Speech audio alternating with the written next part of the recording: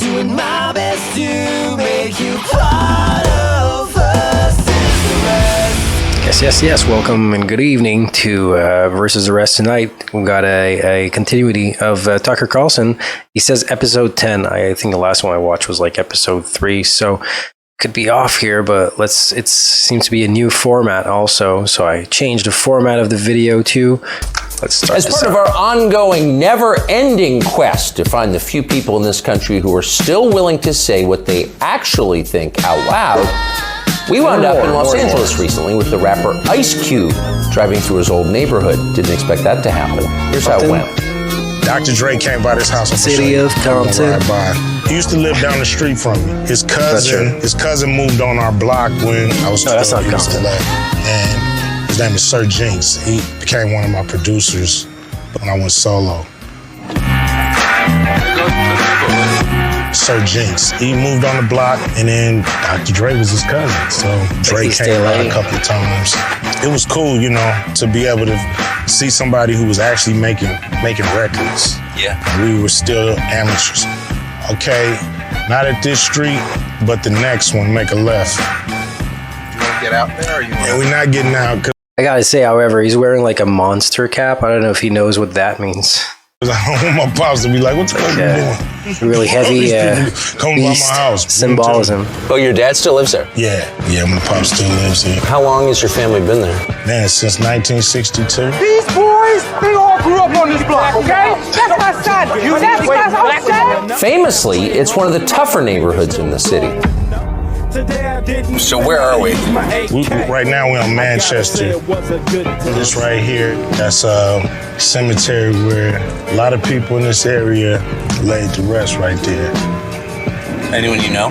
Yeah, a lot of people I know. A lot of people I know. Yeah.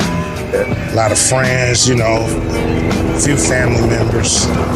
Out of all the kids I grew up with, at least 13 of them are dead. And that's before they even reached 21. I just turned 21, so, I thank God that I've even reached 21. Just the block I grew up on, right here. Does this look the same?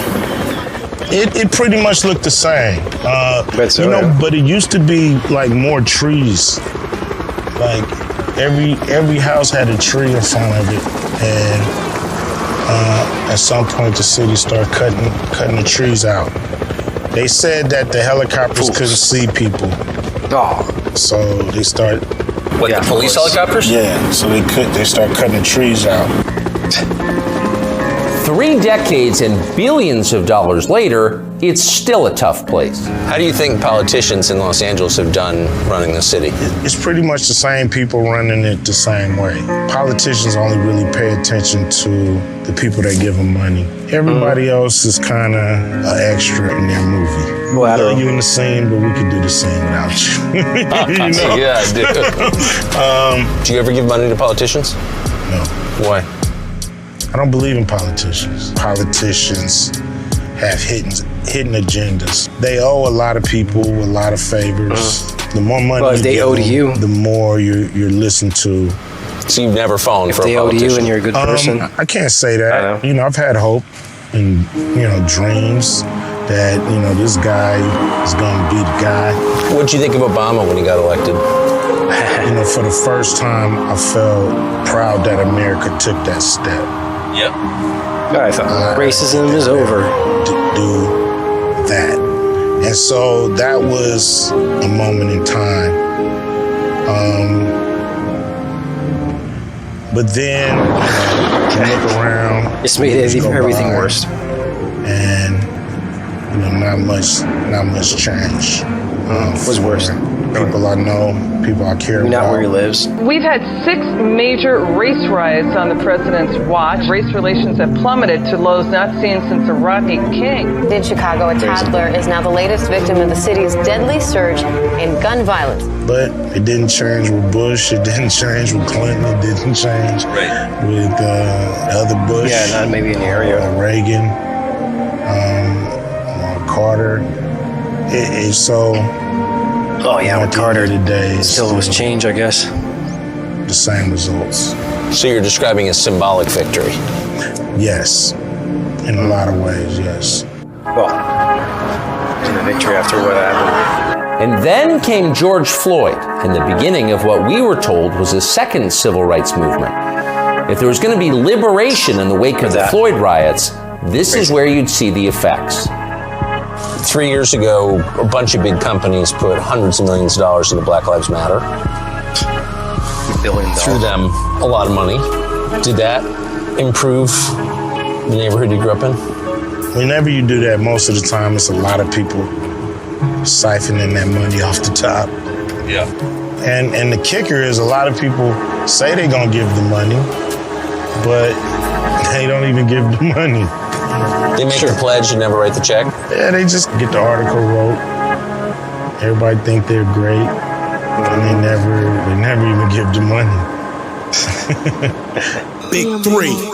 These days, Ice Cube is in the sports business. He and a partner started a new professional basketball league called Big Three. Strangely, this is one form of black empowerment that the NBA doesn't seem to like. It does seem like the Big Three, I'm not pitching your business, but it does seem already like black empowerment. The idea behind it There's nobody white would there. be consistent with what the NBA says they're about. Without a doubt, you know, the NBA is full of great slogans, and they write Black Lives Matter on the court, and they do all those things, but pretty full of shit when the rubber meets the road, you know? Yeah. Maybe that's why they put the slogans on the court, so they won't have to do anything. Just a thought, I don't know. I mean, you know, it's as easy as saying we're gonna donate $100 million to. You know, it's like an easy thing to do. All they gotta do is call up the graphics guy and approve the comp. So you're starting to make me think this could be a scam. I'm just throwing that out there. I'm just saying it's easy for them to put that on the court. It takes a little more effort to really care to work with a league like the Big Three. You know, you really gotta wanna make a difference. The NBA is run by a cringing neoliberal called Adam Silver. Quote, "We're completely committed to standing for social justice and racial equality," Silver once announced. "It's part of the DNA of this league." And yet, according to Ice Cube, Adam Silver has done his best to strangle the black-owned Big Three in its crib. When people think basketball, they think Silver, don't you think? Adam Silver, he kind of embodies the spirit of basketball. Yeah, you know. What team did he play on during his career? I think he played on the New York Lawyers. He's starting forward on the New York Lawyers. Yeah. You know, I mean, he rode the bench. Come on, man. Rode the pine. Water boy. You can see why Ice Cube is considered one of the least obedient entertainers in LA. It's a trip. I used to walk these streets and that's look at all the stars. You on the bus? Yeah. That's what's a trip. Should we See get all out and these say hi to stars. them? No. Nah. Unless they're going to give us a little money from the Hood Tour Life Tours.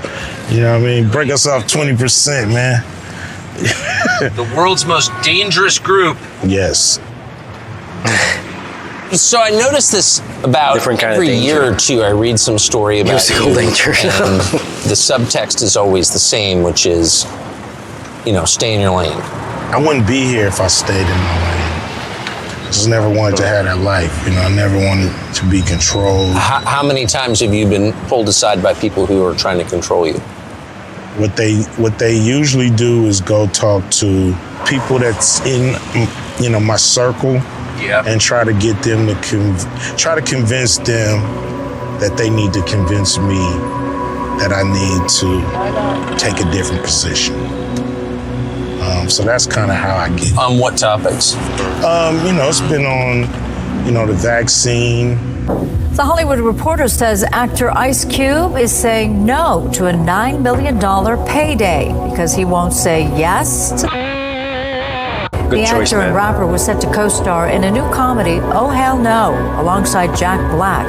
But when producers requested all cast members get a Ice Cube backed out. Good. Why wouldn't you take the You had a direct order to take it. You were told to take it. Yeah. I'm not real good with direct orders. But on a whole nother note,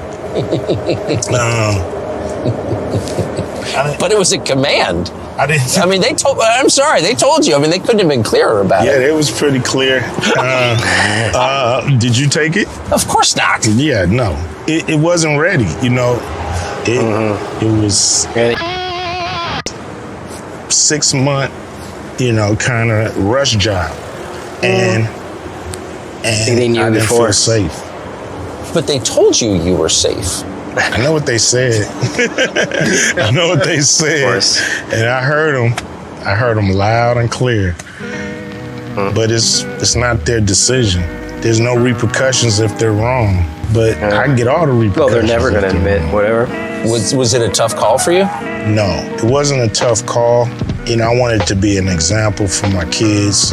Really make sure they didn't take it either. Yep. Show them that I want to stand on my convictions and that I was willing, to lose $9 million and more, because we've probably lost more, since then. The idea is that people who stand on their convictions are heroes. They're brave. They have principles. Yeah, they're the people we look to for inspiration. But in this case, with this decision and these principles, you were not hailed as a hero. No. You were attacked. So why won't you get the... Hey, look, man, I'd just rather be myself than take that like you other 3 billion bozos. I never told anyone not to get if it was only publicly. That was never my message to the world. I didn't even want people to know whether I got or not. I was pretty upset that even came out, because I was just gonna quietly, just not take it and deal with the consequences as they came. Do you know anyone who was injured by the... I do, and they suffer every day, and it's hard to watch. Suffering in silence is not the answer all the time. Sometimes you gotta let people know what's going on so you can actually move the needle. I choose to be vocal. If it's true, why can't I say it? Well, you can't say it because it is true. There it is. Now that's the problem with the world today. There's no penalty for lying. No one's ever punished for lying. It's only telling the truth that gets you in trouble. Yep. Ain't that something? That's true. Yeah, that is so true. Never get banned. Thinking something is not a crime. For lies. Saying it is not a crime. You know what I mean? So I just tell what's real. If the truth hurts, say ouch.